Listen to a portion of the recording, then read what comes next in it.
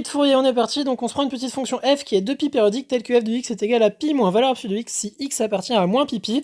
Donc dans un premier temps, on va dessiner la fonction f et après on va regarder comment déterminer la série de Fourier rattachée à f et ses convergences. Donc la valeur absolue de x, eh bien ça dans R ça nous fait ça. Donc retourner ça va nous faire ça. Avec un plus pi, eh bien ça va augmenter tout ça de pi. Donc on va se retrouver ici avec une petite fonction qui va être comme ça. Attention, en moins pi et en pi, eh bien ça touche pas, donc on fait de la discontinuité, donc vous mettez des petites boules ouvertes comme ça. Et donc la fonction est 2pi périodique, donc on va pouvoir répéter ce petit dessin sur plusieurs périodes. Donc en pi, 3pi, eh bien ça va partir comme ça.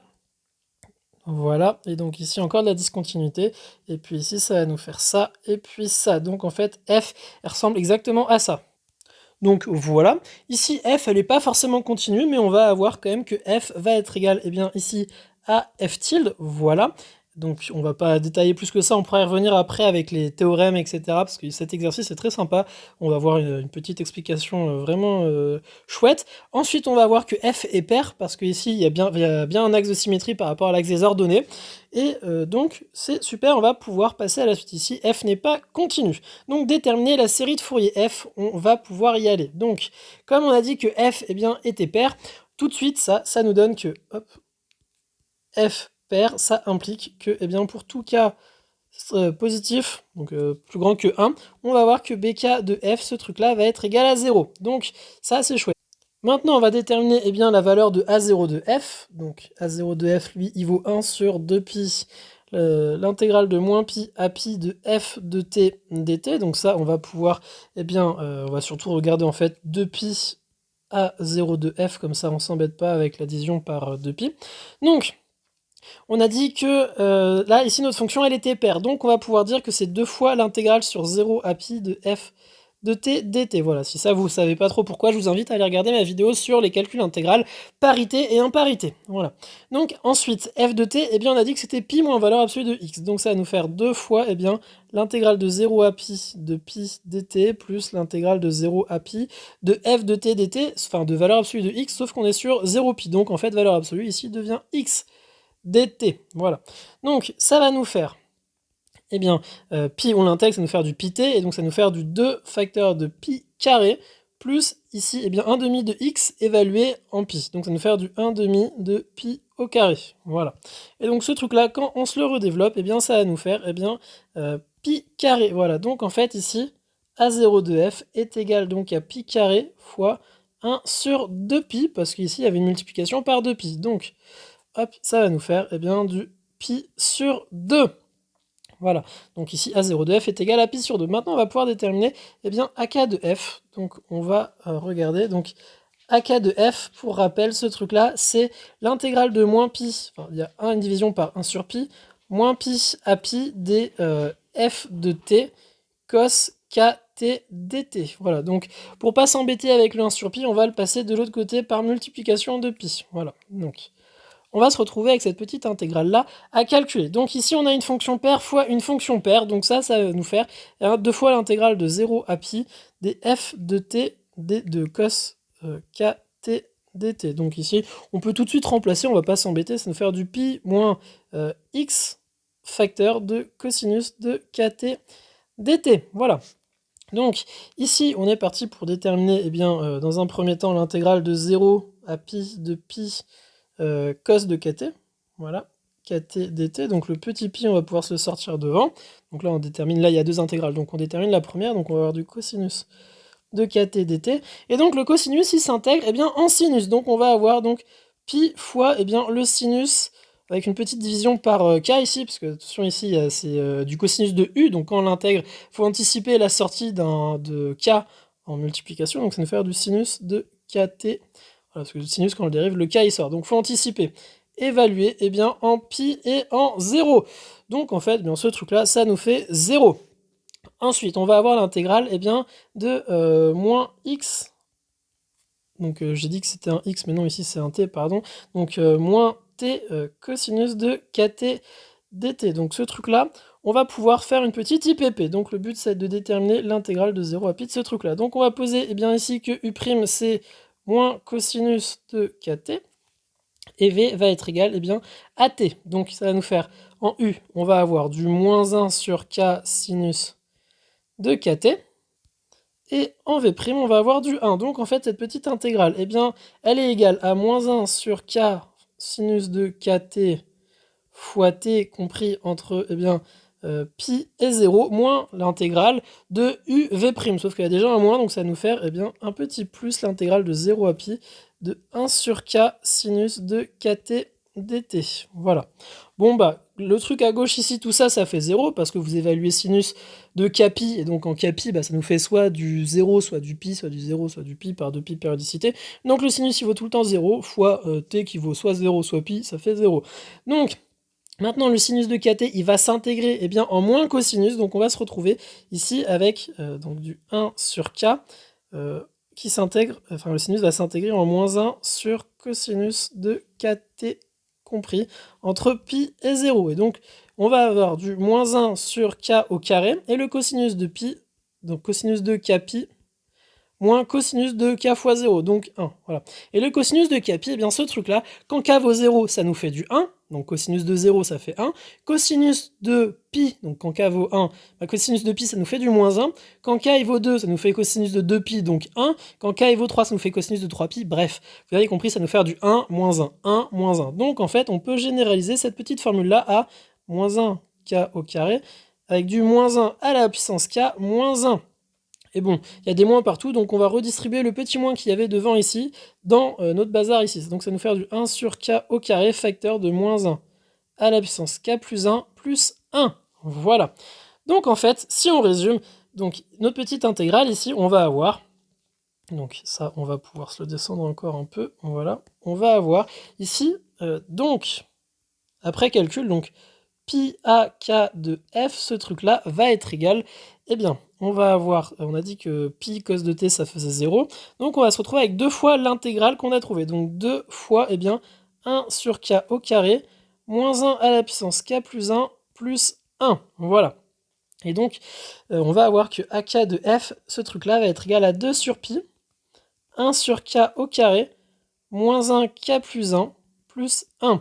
Et ce truc-là, on peut remarquer, tiens, quand k il est pair, ça va nous faire du 2k plus 1. Donc quand k est pair, moins 1 à la puissance k plus 1 va devenir 1 moins 1. Donc en fait, ce truc-là, le ak, il va être égal soit à 0, si k est pair, voilà. Et ça va être égal à 4 sur k au carré si k est impair. Voilà, parce que si k est impair, le moins 1 à la puissance k plus 1, enfin le k plus 1 devient pair, donc ça va nous faire du 1 plus 1, 2. Donc 2 fois 2, 4. Voilà, donc notre petit coefficient AK, il vaut ça. Donc ça, c'est sympa à regarder, ça va pouvoir nous être, pourquoi pas, utile pour déterminer la série de Fourier F si on veut vraiment l'expliciter à fond. Donc c'est ce qu'on va faire tout de suite. Donc en fait, ici, décidément, hop, on va avoir que la série de Fourier Sn de f de x, ce truc-là va être égal donc à 0 de f, plus la série de k allant de 1 à l'infini des ak de f, cosinus de kx plus bk de f, sinus de kx. On a dit que, vu que la fonction était paire, notre coefficient bk de f, il valait 0. Et on a dit que à 0 de f, c'était pi sur 2. Donc on va se retrouver ici avec du pi sur 2, plus la série infinie des ak de f cosinus de kx. Et le bk il vaut 0, donc ça part. Et ensuite, on a dit que ak il valait 0 si k était pair et k sur k au carré si k était impair. Donc on est parti pour vraiment expliciter ça. Donc plus la série de k allant de 1 à l'infini. Donc on va se retrouver avec les ak. En fait, ici, le petit indice de A, ici, ça va être 2K plus 1, puisqu'il compte seulement quand K est impair. Donc, en fait, on va remplacer dans notre petite expression ici par tous les K par des 2K plus 1. Donc, on va se retrouver avec du K sur 2K plus 1 au carré, cosinus de 2K plus 1 fois X. Voilà. Donc, oui. Et donc ça, c'est exactement notre série de Fourier. Voilà, parce qu'on a remplacé K impair. Après, on aurait très bien pu laisser les AK de F, mais c'est vrai que vu que ça vaut deux choses, c'est peut-être mieux de laisser les choses ainsi. Voilà. Donc ensuite, on va déterminer ces convergences, et c'est là qu'en fait, il faut avoir l'œil, parce qu'on ne va pas refaire la convergence simple, la convergence uniforme, la convergence en norme 2, etc. quand on a une si belle expression. Parce que du coup, là, on fait clairement apparaître qu'en fait, le petit coefficient AK, Donc on va regarder la série des valeurs absolues de AK. Eh bien ce truc-là, quand on regarde cette chose-là en valeur absolue, eh bien ça nous fait soit du 0, soit du K sur K au carré. Donc ça, globalement, ça va être la série des K sur 2K plus 1 au carré. Parce que ça, c'est quand K, il est impair. Donc K qui s'écrit 2K plus 1. Voilà. Donc en fait, en valeur absolue, ce truc-là est tout le temps positif. Donc en fait, ça, c'est une série qui est convergente parce que c'est une série de Riemann. Voilà, enfin en l'infini, eh bien 2K plus 1 au carré va être équivalent à K au carré. Donc ça, c'est une série convergente d'après Riemann.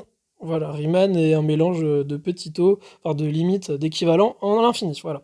Donc la série des valeurs absolues de AK, eh bien c'est une série convergente, et la série des valeurs absolues de BK, eh bien ça c'est la série des zéros, donc c'est 0, donc c'est une série aussi qui converge. Voilà, donc en fait ici on va avoir directement de la convergence normale parce qu'on a réussi à majorer le terme général de la série de Fourier par un terme général de série convergente qui est bien la série des K sur 2K plus 1. Donc ça, tout de suite, ça nous dit tout de suite que Sn de f converge normalement sur R vers la symétrisation de f. Voilà. Et ici, la symétrisation de f, quand on regarde au point de discontinuité, donc là, si on regarde la limite à droite et la limite à gauche et qu'on fait la moyenne, on va bien se retrouver sur la limite du milieu. Donc ça, on va quand même se le prouver rapido. On va regarder en pi et en moins pi, voir si f est bien égal à sa symétrisation, histoire de ne pas faire de truandage sur la copie. Donc regardons si on va avoir f est égal à f tilde. Donc sur l'intervalle, sur l'intervalle moins pi, pi exclu, f est continu. Donc f va être égal à sa symétrisation. Maintenant, on va regarder si en moins pi et en pi, c'est le cas. Donc, parce que le but, c'est de dire que ça converge normalement sur R par 2pi périodicité. Donc ça, en fait, on fait la preuve. Voilà, donc en fait, converge normalement sur un intervalle à déterminer. Donc, ici, on va regarder f tilde de pi, pour commencer. Ça, c'est f de pi plus f de pi moins divisé par 2. Et donc, f de pi plus par 2pi périodicité, on va pouvoir dire que c'est f de moins pi plus, et pi moins par 2pi périodicité, on va pouvoir dire que c'est moins... Attendez, attendez. Ouais, donc c'est bien du moins pi moins, voilà, divisé par 2. Et donc maintenant on est sur l'intervalle moins pi plus, enfin il faut regarder les valeurs en moins pi plus et en moins pi moins. Donc on va regarder en moins pi plus ici, avec la petite fonction f, ça va nous faire en fait pi moins valeur absolue de pi. Donc hop, ce truc là, ça va nous faire du pi moins la valeur absolue de moins pi plus, voilà, plus la valeur, enfin plus pi moins la valeur absolue de moins pi moins. Voilà, c'est tout à fait horrible à écrire comme ça, mais on va pouvoir accélérer un petit peu la cadence. Donc on va se retrouver avec du 2pi, avec maintenant moins la valeur absolue de pi plus, ça va nous faire du pi plus, donc moins pi plus moins, ici, pi moins. Voilà, divisé par 2. Et ce truc-là, moins pi plus et moins pi moins, moins pi plus et moins pi moins, ça reste du moins 2pi. Donc 2pi moins 2pi. Voilà, la limite de pi plus, quand x tend vers pi, c'est bien pi plus. Donc, ça va nous faire du 2pi moins 2pi, et ce truc-là, c'est égal à 0. Donc f de pi, donc f tilde de pi est égal à 0, et on a que f de pi, quand on regarde, ça nous fait du pi moins valeur absolue de pi, et ce truc-là, c'est bien égal à 0. Donc en pi, f est égal à f tilde. Maintenant, on va regarder f de moins pi. C'est la même histoire, hein, mais il faut quand même regarder. Donc moins pi plus f de moins pi moins divisé par 2. Bon, ça par 2pi périodicité, on va faire plus pi dans les deux f.